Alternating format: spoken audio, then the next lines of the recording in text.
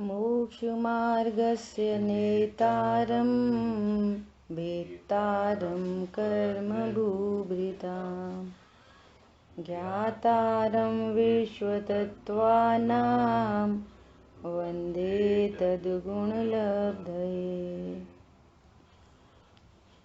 तत्वार्थ सूत्र जी ग्रंथ पहले अध्याय के परिशिष्ट पर हम लोग स्वाध्याय कर रहे हैं और इसमें सम्यक दर्शन की बात चल रही है अभी कि सभी सम्यक दृष्टियों को सम्यक दर्शन समान होता है। लास्ट क्लास में अपनी ये वाली बात आई तो वहाँ अवगाढ़ परमावगाढ़ सम्यक की बात आई, औपशमिक छायक सम्यक की बात आई। अपन ने समझने की कोशिश की। आज अपन 18वें पॉइंट पे चर्चा करेंगे। हथेली का दृष्टांत देते हुए अपन ने चर्चा की, एक बार रिपीट करते हैं कि जैसे समझो ये श्रद्धा गुण की पर्याय है ना, और ये दर्शन मोहिनी कर्म का उदय है। तो ये श्रद्धा गुण की पर्याय और दर्शन मोहिनी कर्म का उदय, तो इस उदय ने पूरा श्रद्धा गुण की पर्याय को ढका, अर्थात विपरीत हुई मिथ्या श्रद्धा, है ना। तो यहाँ श्रद्धा का पूरा भाव विपरीत है, जो उसका वास्तविक स्वरूप है अपने को जानने का, सो नहीं जान रहा, नहीं विश्वास करता और ऐसा जानता है मैं स्त्री पुत्र आदि वाला हूँ, है ना। अब तत्व ज्ञान के बल से, भेद ज्ञान के बल से सबसे पहले किसी भी जीव को होता है तो औपशमिक सम्यक दर्शन होता है। तो ये दर्शन मोहिनी के पूरे टोटल सारे परमाणु उपशम हो जाते हैं, उपशम हो गए। तो परमाणु क्या हुआ? Settle down. जैसे फिटकरी डालने पर मिट्टी सेटल डाउन हो जाती है, ऐसे सेटल डाउन हो गए। तो अब यहाँ पर ये पर्याय कैसी दिख रही है? एकदम क्लीन, मैं आत्मा हूं ऐसा विश्वास हुआ, औपशमिक सम्यक दर्शन। अब यही परमाणु यदि यहाँ से छह को प्राप्त हो, इनका अभाव हो जाए,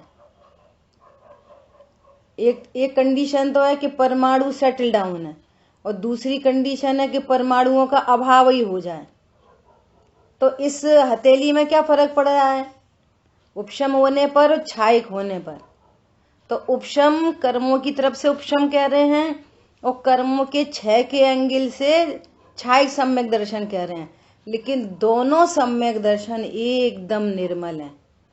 औपशमिक सम्यक दर्शन जो पहली बार होता है और छायक सम्यक दर्शन जो होता है, चौथे गुण स्थान में भी छायक सम्यक दर्शन होता है, पांचवें में भी होता है, छठवें सातवें में भी होता है, और फिर सातवें में तो होना ही जरूरी है, तभी वो छायक श्रेणी चढ़ता है, ऐसा है ना। तो वो जो सिद्धों को, अरहंतों को और सिद्धों को जैसा छायक सम्यक दर्शन प्रकट हुआ, वैसा ही छायक सम्यक दर्शन चौथे गुण स्थानवर्ती को होता है। उनकी श्रद्धा में कोई फर्क नहीं होता। और औपशमिक सम्यक दृष्टि की श्रद्धा में और सिद्धों की श्रद्धा में कोई अंतर नहीं है। जैसा औपशमिक सम्यक दृष्टि को आत्मश्रद्धान हुआ, तो सिद्धों को भी वैसा ही आत्मश्रद्धान है, कोई फर्क नहीं है। ठीक है। अब अपन ने छायोपशमिक सम्यक दर्शन की बात की। छायोपशमिक सम्यक दर्शन कैसा है कि इस हथेली पर एक बाल डाल दिया जाए, बाल, हेयरलाइन जैसा बाल, तो कितनी अशुद्धता आएगी। इस हथेली पे एक बाल पड़ा हो, एक तो एकदम क्लीन हथेली, और एक हेयर लाइन जैसी कोई चीज पड़ी हो, हेयर पड़ा है समझो, तो कितनी अशुद्धता। तो इसको कहते हैं चलमल अघाड़ दोष। तो ये कैसे? ये केवली ज्ञान गम्य है ये दोष। तो इसको क्या बोलते हैं कि जहां देशघाती कर्म का है उदय और सर्वघाती जो कर्म है उनका उदयाभावी छह या सदवस्था रूप उपशम हो रखा है और देशघाती कर्म का उदय चल रहा है, इसको बोलते हैं छायोपशमिक सम्यक दर्शन। तो इसको बोलते हैं मल सहित है। तो कितना मल है वो, कितना अशुद्ध है वो। उस सम्यक दर्शन में, औपशमिक में, छायक में क्या अंतर है कि वे तो केवली परमात्मा जान है, हमारे तुम्हारे ज्ञान का विषय नहीं। अब अपन इससे एक स्टेप बिफोर की बात करें, एक स्टेप बिफोर।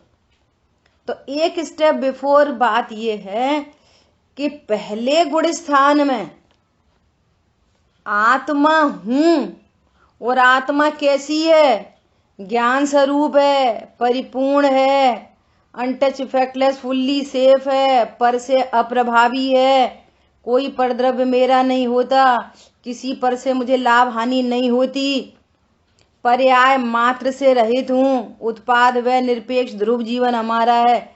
ऐसा श्रद्धान, ऐसा ज्ञान जिसको पहले गुण स्थान में होता है, उसकी पात्रता बनती है चौथे गुण स्थान की। पहले गुण स्थान का तत्व निर्णय और सिद्धों का सम्यक दर्शन जब एक समान होता है तो मोह की चट्टान टूटती है और औपशमिक सम्यक दर्शन प्रकट होता है। इतनी बड़ी बात है। तत्व निर्णय किसको कहना कि जैसा आत्म स्वरूप है वैसा ज्ञान में जानने में आए तो वो सम्यक दर्शन का पात्र बनता है। कर्तृत्व चलता रहे, पर्यायों से लाभ, शुभ भावों से लाभ जाने, वो तो करना पड़ता है, फिर तो होना ही चाहिए और धरना चाहिए और उठाना चाहिए, तो समझना उसकी दिल्ली बहुत दूर है। ऐसे थोड़ी, ऐसे तो कुछ नहीं करें तो फिर क्या, ऐसे थोड़ी, ऐसे थोड़ी, तो ऐसे थोड़ी में बहुत देर होती है। फिर समझ आ गई बात? ऐसा बोलिए अजय भैया, क्या कह रहे हैं आप? ये आपने देशगाती बताया, देशगाती प्रकृति का उदय रहता है, तो ये किस गुण की अपेक्षा से बात कर रहे हैं? देशघाती दर्शन मोहिनी कर्म है ना, दर्शन मोहिनी कर्म है ना। तो सम्यक दर्शन कहाँ पर होता है, कौन से गुण की पर्याय में? श्रद्धा गुण की पर्याय में।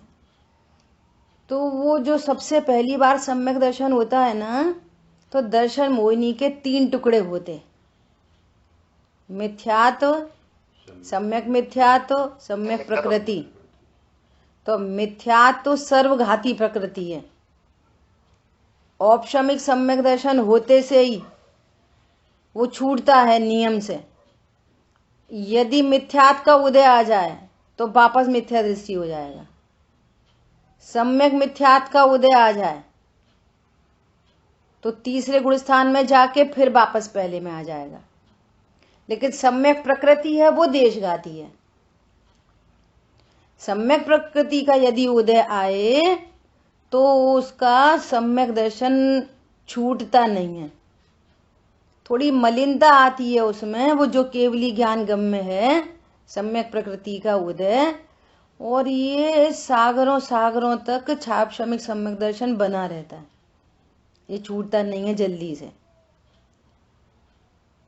ऐसा तो किस गुण की पर्याय है? तो श्रद्धा गुण की पर्याय की बात चल रही है और कर्म की तरफ से निमित्त की बात चल रही है। श्रद्धा गुण की पर्याय उपादान और कर्म का क्षयोपशम निमित्त। समझ आई बात?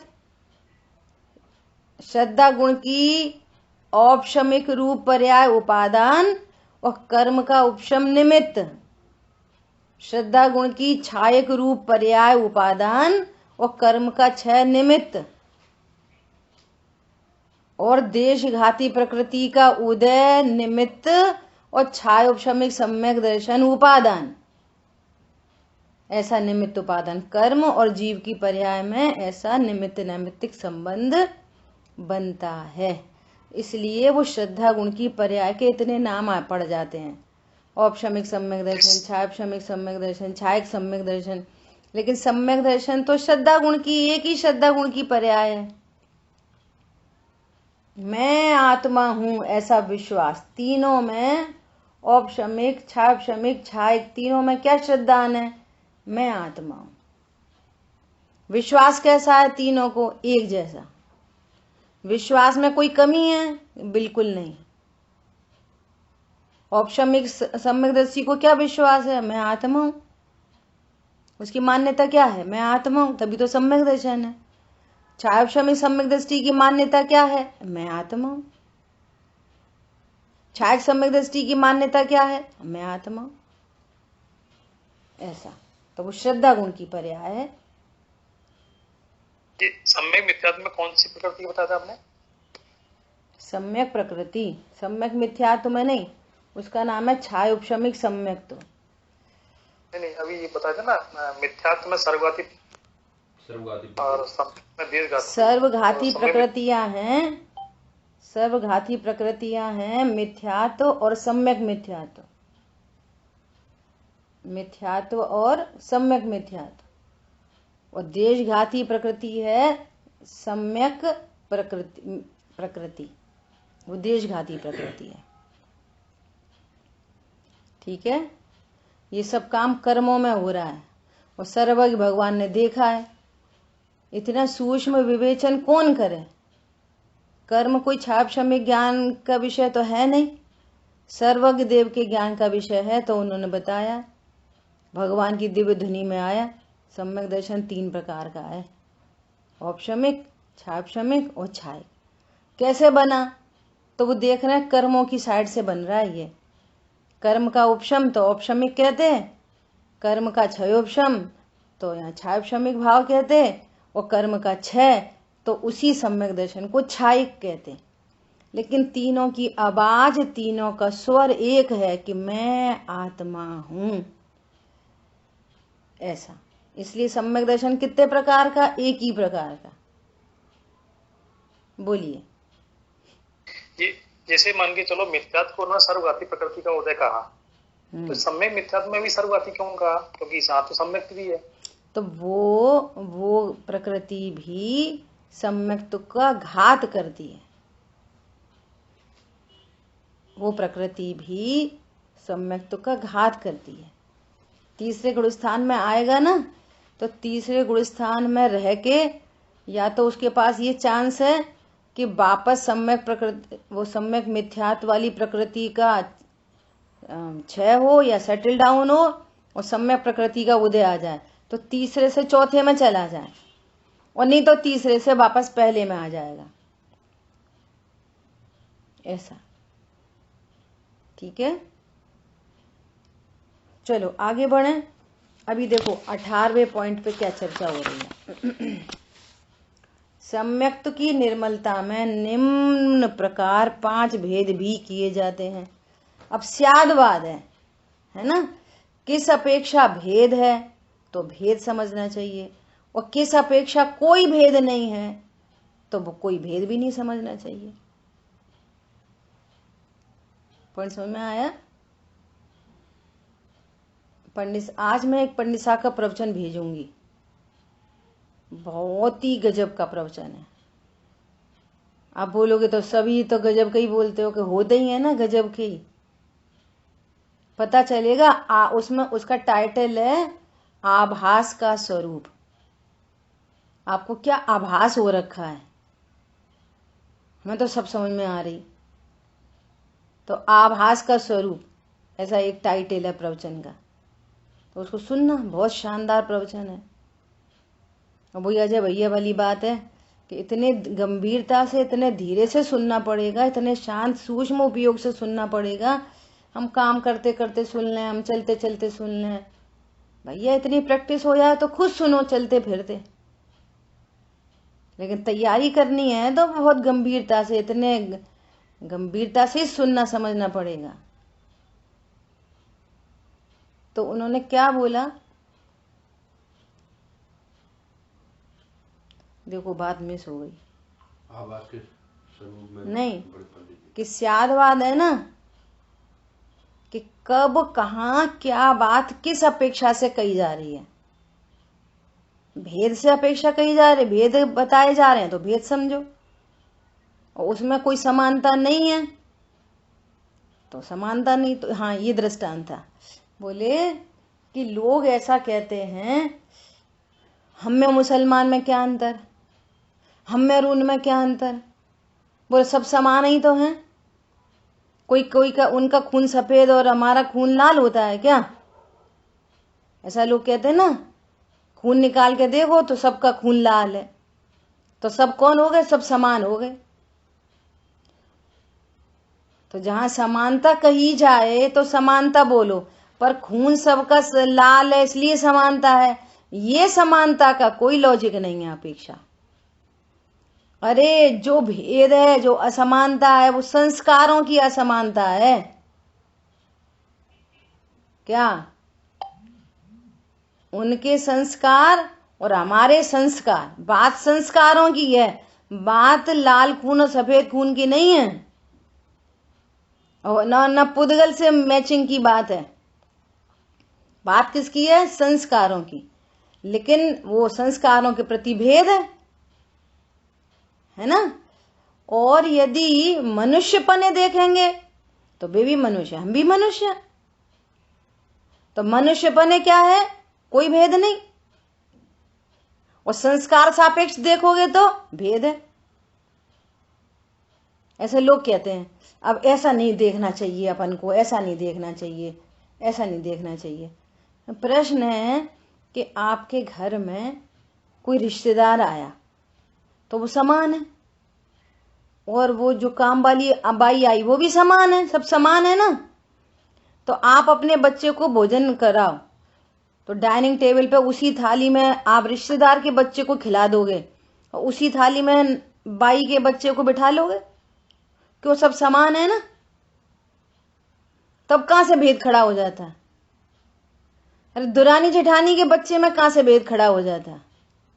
कोई अच्छी चीज है तो अपने बच्चे को देनी है, और कोई वैसी है तो दुरानी के बच्चे को दे दो, तब भेद कहां से खड़ा होता? तो भेद के स्थान पर भेद समझना और अभेद के स्थान पर अभेद समझना, यही शादवाद गजब की शैली है ये जिन शासन की। देखो क्या कह रहे हैं, सम्यक्त्व की निर्मलता में निम्न प्रकार 5 भेद भी किए जाते हैं। भेद भी किए जाते हैं, इसका मतलब भेद नहीं भी है। कथनचित भेद है और कथनचित भेद नहीं है। देखो, समल अगाढ़, निर्मल गाढ़, अवगाढ़, परमावगाढ़। तो वेदक सम्यक्त, वेदक सम्यक्त छायापशमिक सम्यक्त का दूसरा नाम है वेदक सम्यक्त। वेदक सम्यक्त समल अगाढ़ है, और छाय औपशमिक और छायिक सम्यक्त तो निर्मल है, और छायिक सम्यक्त तो गाढ़ है। अंग और अंग बाह्य सहित जैन शास्त्रों के अवगाहन से उत्पन्न दृष्टि अवगाढ़ सम्यक्त है।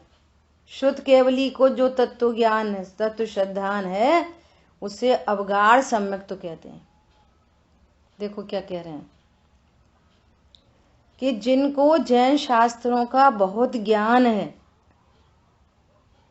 द्वादशांग के जो पाठी हैं, उनका सम्यक्त और निर्मल है, उनको और निर्मलता है, तो उसको क्या कह रहे हैं? गाढ़ सम्यक्त, अवगाढ़ सम्यक्त, है ना। जैसे हम कोई बात पहली बार सुनते हैं, है ना, तो अपने को वो वाली बात ख्याल में आती है। फिर उसी जिन शासन की कोई दूसरी बात होती है ना, तो वो दूसरी बात को जब हम सुनते हैं तो पहली वाली बात को वो कॉम्प्लीमेंट्री होती है, तो कॉम्प्लीमेंट्री होने से वो उसमें और अवगाढ़पना आता है, गाढ़पना आता है उसमें। पॉइंट समझ में आया? जैसे हमने निमित्त नैमित्तिक संबंध को समझा कि एक द्रव्य दूसरे द्रव्य में कुछ नहीं करता और उसकी उपस्थिति अवश्यमेव होती है, और फिर हमने अत्यंता भाव को समझा। तो अत्यंता भाव का सिद्धांत निमित्तोपादान के सिद्धांत को और गाढ़ करता है। पॉइंट समझ में आ रहा है? हमने सबसे पहले निमित्त नैमित्तिक संबंध समझा, और फिर हमने क्या समझा? फिर हमने अत्यंता भाव समझा। अरे सही बात है, 2 द्रव्यों में अत्यंता भाव है, तो एक द्रव्य दूसरे द्रव्य की पर्याय में जाके क्या करेगा? तो उस निमित्त नैमित्तिक संबंध में और क्या आता है? गाढ़पना आता है, गाढ़पना, है ना। उस एंगल से यहां पर कह रहे हैं कि जिनको अंग और अंग बाह्य अर्थात द्वादशांग आदि का जैन शास्त्रों का बहुत अवगाहन होता है, तो उनकी दृष्टि अवगाढ़ सम्यक तो है। शुद्ध केवली को जो तत्व श्रद्धान है उसे अवगाढ़ सम्यक कहते हैं, और परमावधि ज्ञानी के और केवल ज्ञानी के जो तत्श्रद्धान है वो परमावगाढ़ सम्यक तो कहते हैं उसको। परमावधानी कौन सा है ना। यह दो भेद ज्ञान के सहकारी भाव की अपेक्षा है। एक कल परसों बात चली थी, उसी सम्यक्त को हम शुद्ध ज्ञान से जान रहे और उसी सम्यक्त को केवल ज्ञान से जान रहे, एसडी कैमरा से। बात वस्तु एक ही है, एक किसी लो पिक्सल कैमरा से देख रहे और एक को हाई पिक्सल कैमरा से देख रहे, वस्तु वही है। तो हाई पिक्सल की वजह से उसको क्या बोलेंगे, इसमें इसकी और क्वालिटी बड़ी है तो उस बड़ी क्वालिटी से हम देख रहे हैं, और एक लो क्वालिटी से देख रहे हैं, तो वो भेद पड़ जाएगा। वो ज्ञान के सहकारी पने से भेद पड़ जाएंगे सम्यक्तों में। लेकिन मूल सम्यक्त को अगर देखेंगे, सम्यक दर्शन की पर्याय को, तो सबके स्वर एक ही हैं कि मैं एक त्रिकाली ध्रुव हूं। उसका मैं पना कहाँ आ गया, ध्रुव में। बस ये सम्यक दर्शन है, सच्चा श्रद्धान है, यही सत्य बात है, यही विश्वास करने योग्य है, यही मान्यता होनी चाहिए। हमारा इंटेंशन यही होना चाहिए, क्या, मैं जीव हूं, ध्रुव हूं, त्रिकाली हूं। और जो ऐसा श्रद्धान करता है उसे सम्यक दर्शन होता है। ठीक है, देखो औपशमिक सम्यक की अपेक्षा छायक सम्यक तो अधिक विशुद्ध है। ये राजवार्तिक ग्रंथ में कही गई है। छायशमिक सम्यक तो से छायक सम्यक की विशुद्धि अनंत गुनी अधिक है, ऐसा तत्वार्थ राजवार्तिक में कहा गया है। तो वो सब अपेक्षाकृत कथन है, लेकिन मूलभूत बात जो है वो नहीं भूलना चाहिए। बोलिए। यहाँ उन्होंने जो है औपशमिक और हाइक को ही फिर उन्होंने जो है उसमें ले लिया उन्होंने। किसमें? गाढ़ में। पहले निर्मल भी कहा, फिर उसे गाढ़ भी कहा, ऐसा क्यों? मतलब वही कहना चाह रहे हैं कि वहां तो आप कोई दर्शन मोहिनी कर्म का उदय नहीं है ना, कहीं से कहीं तक। औपशमिक में भी और छायक में भी। और छायशमिक में देशघाती प्रकृति का उदय है, तो उसको समल कह रहे हैं। इन दोनों को निर्मल को नहीं लिया उन्होंने, यहाँ उन्होंने छायशमिक को नहीं लिया, केवल छायक को लिया है। हाँ। छायक को दो जगह लिया है। तो अब देखो, निर्मल में भी लिया अब ऐसे समझना में भी लिया कि कोई परमाणु मान लिया कि मलेरिया हुआ, तो अब ब्लड टेस्ट कराओ तो उसमें मलेरिया आ रहा है, लेकिन बुखार उखार नहीं है। ब्लड स्ट्रीम में तो है लेकिन बुखार नहीं है।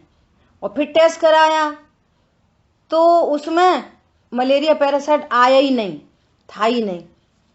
तो दोनों कंडीशन को क्या मानोगे, बुखार तो उधर भी नहीं था और बुखार इधर भी नहीं है, लेकिन ब्लड स्ट्रीम में मलेरिया पैरासाइट है, अभी 100% रिमूव नहीं हुआ। तो अपन कहेंगे बुखार तो नहीं आ रहा, बुखार तो नहीं आ रहा, लेकिन पूरा रिमूव होना चाहिए। तो ऐसी भाव को समझ लो।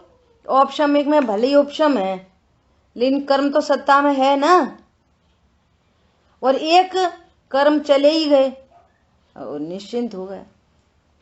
ऐसे छोटे छोटे उसके भाव हैं, उसको समझना है बस। अपने कोई बहुत ज्ञान के विशेष ज्ञान का ये वो नहीं है, और इसको अगर कम ज्यादा भी जाना है तो कोई फर्क नहीं पड़ रहा। हमारी बात ख्याल में। औपशमिक औपशमिक है, छायिक छायिक है। कोई भेद नहीं माने तो भेद बताएंगे, और कोई भेद जाने तो बोलेंगे कोई भेद नहीं है, दोनों निर्मल है। समझ में आई बात? ऐसा है। अच्छा, एक चीज और, इन्होंने यहाँ पे फिर छायशमिक को भी नहीं लिया उन्होंने। लिया ना ऊपर, वेदक सम्यक्त को समल समल अगाढ़, पहली लाइन ही है। वेदक मतलब छायोपशमिक सम्यक्त। तो वेदक सम्यक्त में तो जैसे नारकी की बात चल रही थी कि नारकी के लिए वेदक सम्यक्त का अपन यूज करते हैं। नहीं, वो अलग है, वो वेदक नहीं है, वो वेदना सम्यक्त है। वेदना सम्यक्त, ठीक है, ठीक। हाँ, ओके। छायोपशमिक सम्यक दर्शन का ही दूसरा नाम है, सॉरी, छायोपशमिक सम्यक दर्शन का ही दूसरा नाम है वेदक सम्यक्त। और वो जो नारकियों की बात चली थी वो वेदना सम्यक्त्व है। पूर्व वेदना होने पर सम्यक दर्शन प्रकट हुआ तो उसका नाम धर दिया वेदना सम्यक्त्व। ठीक है, ऐसा बहुत सारे उदाहरण आए थे कि वो नीलांजना मर गई तो उन्हें वैराग्य हो गए। निमित्त की सापेक्ष कथन किए जाते हैं ये। उन्हें टूटा तारा देख लिया तो उन्हें वैराग्य हो गया, उन्हें सफेद बाल देख लिए तो वैराग्य हो गया, उन्हें रोते हुए बुद्ध देख लिए जानवर तो उन्हें वैराग्य हो गया। बस तत्व ज्ञान नहीं हो तो ऐसा कुछ देखने पर किसको होता है वैराग्य?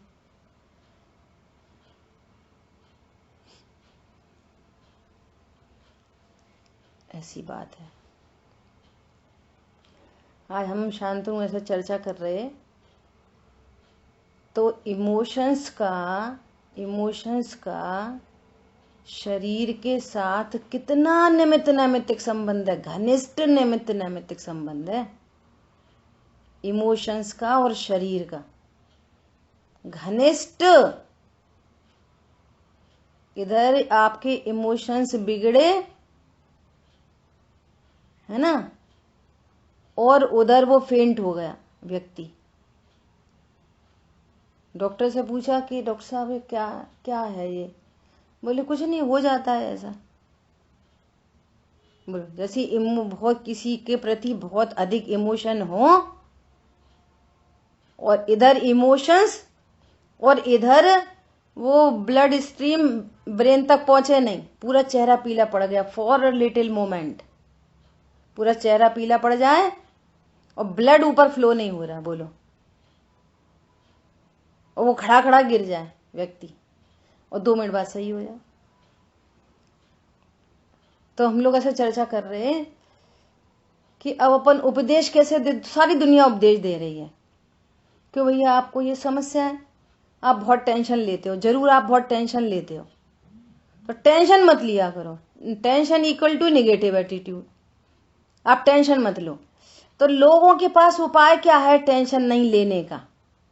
देखो, रिलैक्स रहो, मस्ती करो, ठंडा पानी पी लो, उल्टी गिनती पढ़ो, भगवान को याद, कोई तो भगवान तक पहुंच जाएगा कि भगवान को याद करो, णमोकार मंत्र पढ़ो, अपना मंत्र जाप करो, वगैरह वगैरह। बोलो, भेद विज्ञान के अभाव में कौन टेंशन मुक्त हो सकता है? तत्व ज्ञान के अभाव में जब तक देह दृष्टि है तब तक टेंशन रिलीज हो सकता नहीं, किसी भी कीमत पर, किसी भी कीमत पर। और ये उपाय सिर्फ जिन शासन में है। दुनिया उपदेश तो देगी टेंशन मत करो, टेंशन मत करो। अब क्या आता टेंशन, टेंशन मत करो, तो करें कैसे? नहीं, पर द्रव्यों में इष्ट अनिष्ट की कल्पना, अपने को देह बुद्धि से देख रहे, तो टेंशन कैसे नहीं होगी? ये पुत्र मेरा है, पुत्री मेरी है, धन हमारा, पैसा हमारा है, घर हमारा, दुकान हमारी। अब धन में कुछ हो जाए तो टेंशन। अब बोलो टेंशन मत करो, टेंशन मत करो। और जो भेद ज्ञान करेगा, धन से सुख का साधन नहीं समझेगा, अब धन का लॉस हुआ तो वो रिलैक्स है, और जो रिलैक्स हैं तो उनको फिर देह की व्याधियां नहीं होती। ऐसा निमित्त नैमित्तिक संबंध है। परिणामों का शरीर से बहुत घनिष्ठ निमित्त नैमित्तिक संबंध है। जो हैप्पी रहते हैं ना, हैप्पी, तो उनको व्याधियां नहीं होती, वैसे कर्म भी नहीं बनते। कर्म फिलॉसफी से देखो तो वैसे कर्म नहीं बनते, कर्म नहीं बनते तो उदय में नहीं आते। चालाकी चतुराई की बातें करते रहो तो वैसे कर्म बनते, फिर वैसे उदय में आते। तो परिणामों का संबंध है, शरीर संयोग आघाती कर्म बनते हैं ना। बोलो, तो परिणाम सुधारो। सारी दुनिया कह रही है टेंशन मत करो, परिणाम सुधारो। मैं शरीर हूं, यही सबसे बड़ा बिगड़ा परिणाम है। इस बिगड़े परिणाम को रखकर कोई परिणाम नहीं सुधर सकता। मैं पत्नी बच्चों वाला हूं, वो खूब दया दान करे तो ये सुधरे परिणाम नहीं है, बिगड़े ही परिणाम है। मिथ्यात्व के साथ रहने वाला पुण्य का उदय, पुण्य का भाव बिगड़ा ही परिणाम है। आचार्यों ने लिखा है, क्या लिखा है? पाप को तो पाप सारी दुनिया कहती है, लेकिन जो पुण्य को भी पाप कहते हैं वे कोई बिरले होते हैं। कोई विरला है जो पुण्य को भी पाप कहता है। क्या करोगे पुण्य के उदय का, बोलो? भगवान कहते हैं ऐसा पुण्य का उदय हमें नहीं चाहिए जो पुण्य का उदय मान उत्पन्न कराए, बुद्धि भ्रष्ट कराए, मैं चौड़ा और सड़क सकरी, और फिर वो त्रियंच आदि गतियों में पहुंचाए। ऐसा पुण्य नहीं चाहिए। वो सुख सदा ही त्याज्य रे, पश्चात जिसके दुख भरा। अद्भुत बात है। ठीक है, देखो अब 19th पॉइंट पे चर्चा करते हैं। प्रश्न, अपने को सम्यक दर्शन प्रकट हुआ है, यह किस ज्ञान के द्वारा मालूम पड़ता है? किस ज्ञान के द्वारा मालूम पड़ता है? साहब हमें तो पंडित साहब कह रहे, हमें तो उस दिन वो गाथा टीका पढ़ी, इतना आनंद आया, इतना आनंद आया। फिर कोई बात होती है तो हम ऐसा विचार करते, फिर हम ऐसा विचार करते, फिर हम ऐसा विचार करते, हमें तो सब समझ में आ रही है। अब बताओ क्या करें? अब जब तुझे सब समझ में आ रही है तो हम क्या बताएं, क्या करें? इसका अर्थ क्या हुआ कि तुझे कुछ समझ में नहीं आ रही। सुनना, उस प्रवचन में सब कहा है उन्होंने।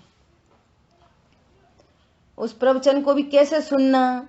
ऐसे सुनना कि अपना तत्व ज्ञान मजबूत हो और भ्रांतियां हो सो निकलें।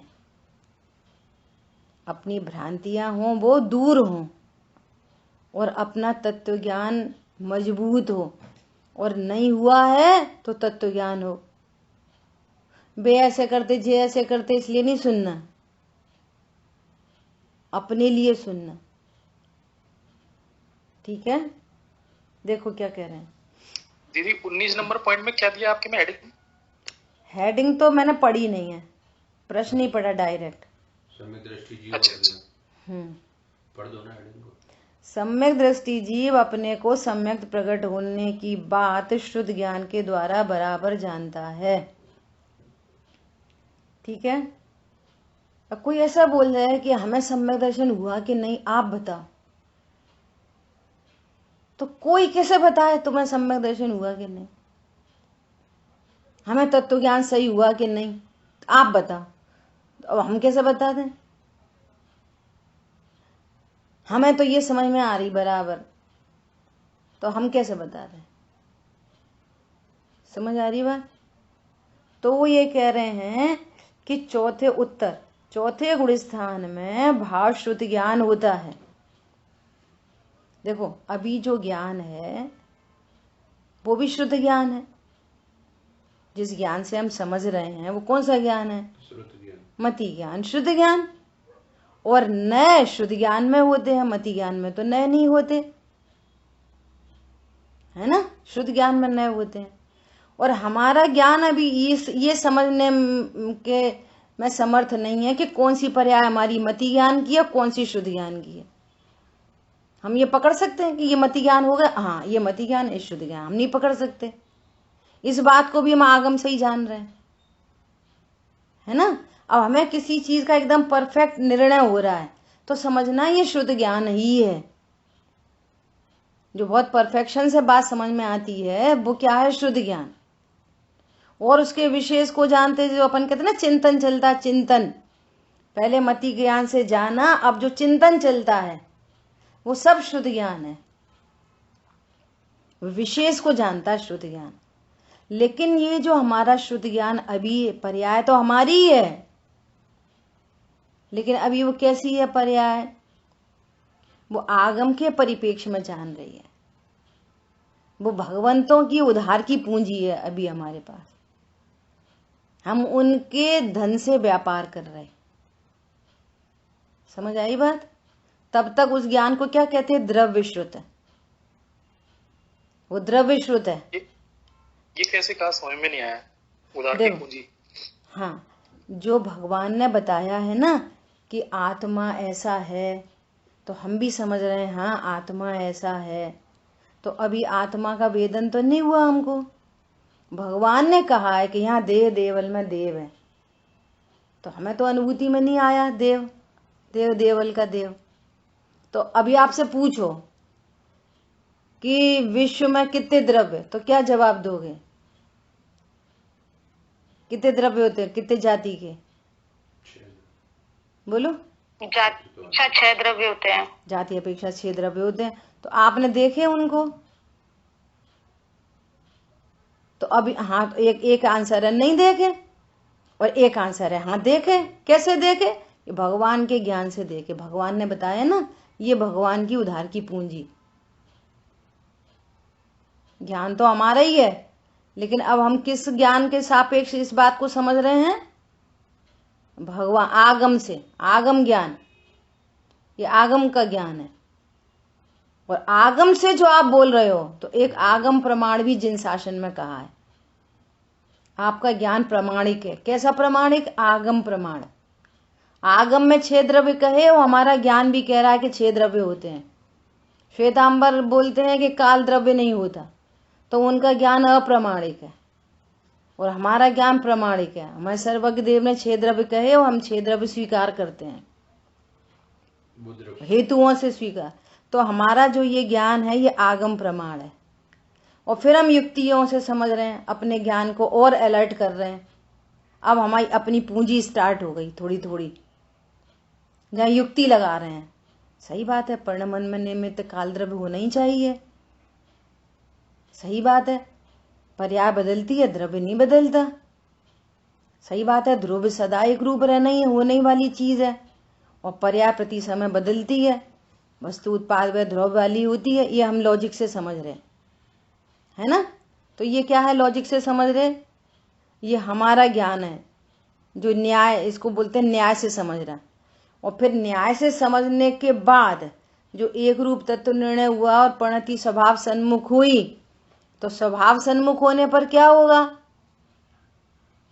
सुबह बात आई थी ना कि वो ज्ञान पर लक्ष्य करे तो नियम से विकल्प दुख होंगे, और वही ज्ञान स्वभाव का लक्ष्य करे तो नियम से सुख और आनंद होगा, निश्चिंता होगी। तो वो जो निश्चिंता होती है वो ज्ञान का विषय बनती है। जैसे राग द्वेष ज्ञान का विषय बनते हैं, ऐसे निश्चिंता भी ज्ञान का विषय बनती है। तो ऐसा अलौकिक अतीन्द्रिय आनंद उसे प्रकट होता है, तो उस ज्ञान को पता नहीं चलता, पता चलता है। तो तब इस ज्ञान को भाव शुद्ध ज्ञान कहते हैं, जिस ज्ञान ने स्वानुभव के द्वारा ये जाना कि मैं आत्मा हूं। तो इधर स्व प्रकाशन तो हुआ आत्मा, और वो जो चारित्र की शुद्ध पर्याय प्रकट हुई ना, वो ज्ञान के लिए पर है, तो पर प्रकाशन, ये अनुभूति के काल का स्व पर प्रकाशन।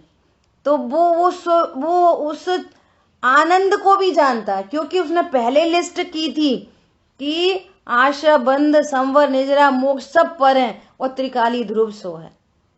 तो त्रिकाली ध्रुव स्व, भगवान आत्मा स्व, और ये आनंद भी पर है ना। तो इस प्रकार से उसको आत्मानुभूति हुई, तो उसको पता नहीं चलेगी कि मुझे आनंद आया है। आपने रसगुल्ला खाया तो आपको पता नहीं चलेगा मैंने रसगुल्ला खाया है, ऐसा।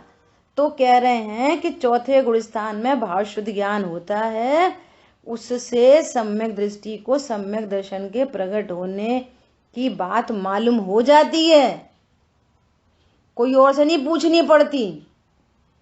ओहो मैं अविनाशी हूं, और अविनाशी पने का आनंद हुआ, तो आनंद हुआ अविनाशी पने का, तो पता नहीं चलेगा, ज्ञान रिलैक्स नहीं होगा, सहसा शांति नहीं होगी, तो अपने बारे में पता चलेगा, ये कहना चाह रहे हैं, है ना।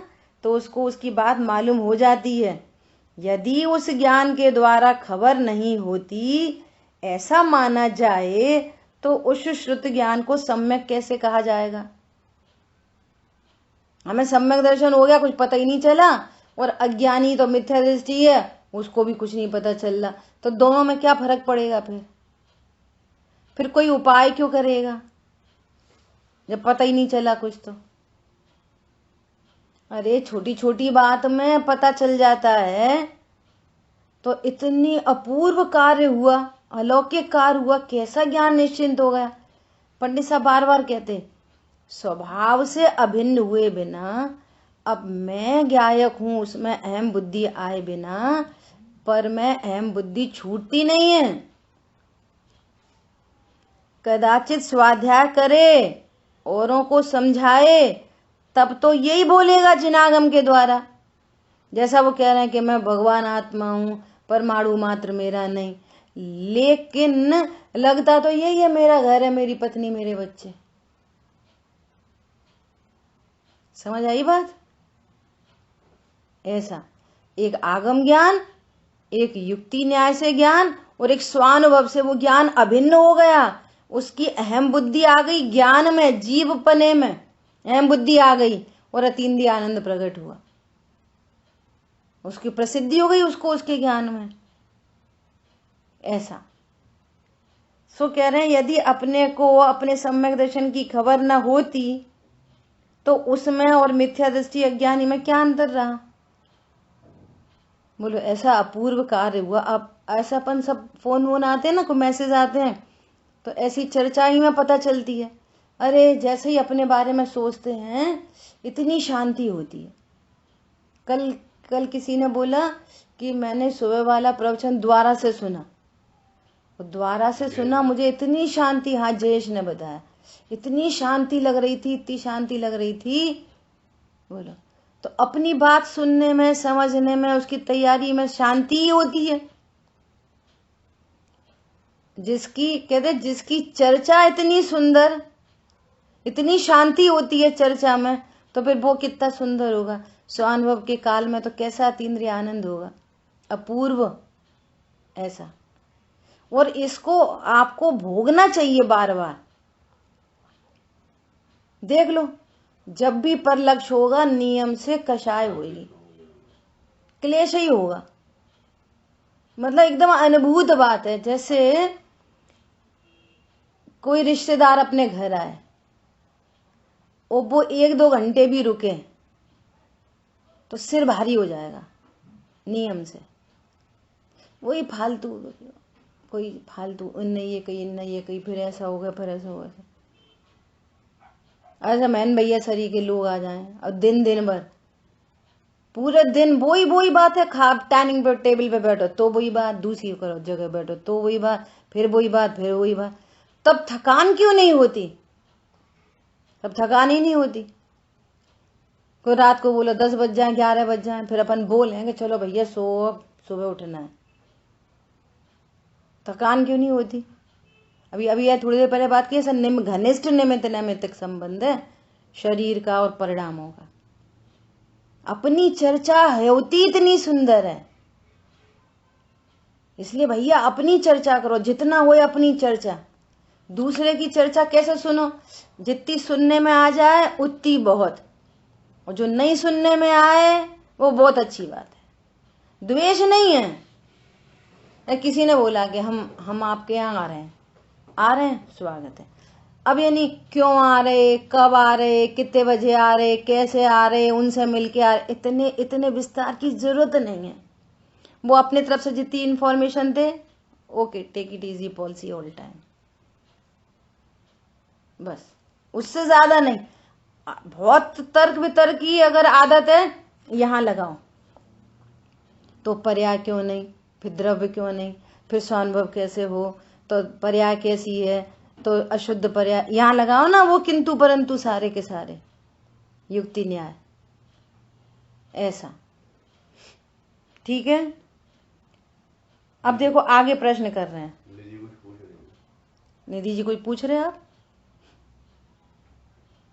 नहीं।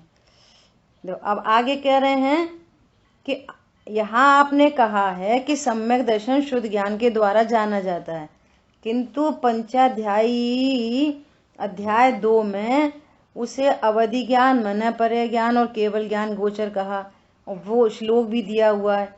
और श्लोक का अर्थ भी लिखा हुआ है। तो अर्थ में क्या कह रहे हैं, सम्यक तो वास्तव में सूक्ष्म है, केवल ज्ञान गोचर है, तथा अवधि और मन पर इन दोनों के गोचर है। अध्याय 2 में गाथा 100 में मति शुद्ध ज्ञान गोचर नहीं है, और यहाँ आप कहते हो कि सम्यक दर्शन शुद्ध ज्ञान गोचर है। उसका क्या उत्तर है? तो कितना स्पष्ट और क्लियर कर रहे हैं राम जी भाई दूसरे ग्रंथों का उदाहरण देके। तो क्या कह रहे हैं, सम्यक दर्शन मति ज्ञान और शुद्ध ज्ञान गोचर नहीं है। इसका इतना ही अर्थ है कि सम्यक दर्शन उस ज्ञान का प्रत्यक्ष विषय नहीं है, ऐसा समझना चाहिए। किंतु इसका अर्थ यह नहीं है कि उस ज्ञान से सम्यक दर्शन किसी भी प्रकार से जाना नहीं जाता। अब इसका क्या मतलब है? इसका मतलब ये है कि जो मति शुद्ध ज्ञान है ना, एक सिंगल वन पर्याय उसके ज्ञान का विषय ही नहीं है कि ये श्रद्धा गुण है और ये श्रद्धा गुण की पर्याय है, ये उसका विषय नहीं है। अवधि और मन पर्याय और केवल ज्ञान गोचर है ना। लेकिन सम्यक दर्शन मति शुद्ध ज्ञान में बिल्कुल ही जानने में नहीं आए, तो कह रहे हैं अनुभव गोचर है। जो चार्ट की परिणति में शांति प्रकट हुई, निराकुलता प्रकट हुई, उसके गोचर है। वेदन अपेक्षा प्रत्यक्ष है ना। आगे और उदाहरण देंगे कि जैसे कोई अंधा मिश्री खाए तो अंधे को मिश्री सफेद है, कितनी बड़ी है, कितनी छोटी है, ये नहीं दिख रही, लेकिन उसकी मिठास का वेदन उसको पूरा होता है। कितना पूरा होता है? जैसा आंख वाला खाता है, तो आंख वाले को तो मिश्री दिख भी रही, सफेद भी दिख रही, छोटी बड़ी डली भी दिख रही, और मीठी भी पता चल रही। और अंधे को मिठास तो उसको भी आ रही। आनंद दोनों का एक समान है। वो आंख से नहीं देख पा रहा मिश्री कैसी है, सफेद है कि काली है, लेकिन वेदन प्रत्यक्ष है। एक बात। अब दूसरी बात कि जिसको मिश्री वेदन प्रत्यक्ष हुई, अब उससे ये पूछो कि ये मिश्री कैसे रंग की है, तो वो ऐसा बोलता है कि मिश्री सफेद रंग की है। तो तू तो अंधा है, तुझे तो दिखती नहीं। तो जिसने मुझे ये बताया कि मिश्री मीठी होती है और मैंने अनुभूति से जाना कि ये मीठी है, उसने ये भी बताया था कि मिश्री सफेद होती है। तो मैं सफेद जानता हूं उसके ज्ञान से और मिठास जानता हूं अपने ज्ञान से। समझ आ गई बात? आत्मा में कितने गुण होते हैं कि अनंत, कि तुम्हें तो पता नहीं, तुम कैसे जानते हो कि केवली परमात्मा ने आत्मा को अनंत गुण संपन्न कहा है। और केवली परमात्मा ने ये कहा कि जब ज्ञान स्वभाव सन्मुख होता है तो अतीन्द्रिय आनंद प्रकट होता है। तो आनंद का वेदन मैंने किया है, तो मुझे समझ में आ गई कि आत्मा अनंत गुणात्मक भी है। समझ आ गई बात? तो केवल ज्ञान गोचर मतलब क्या और मति शुद्ध ज्ञान गोचर मतलब क्या, ये अपन को भली प्रकार से समझना चाहिए। ठीक है, अभी का समय पूरा हुआ, शेष चर्चा अपन आगे करेंगे। जिन वाणी के ज्ञान से सूझे लोकालोक, सो वाणी मस्तक नमो सदा देतु हूँ दो। बोलिए द्वाशांगमयी जिनवाणी माता की जय हो। जय जिनेन्द्र सभी। जय जिनेन्द्र सभी को।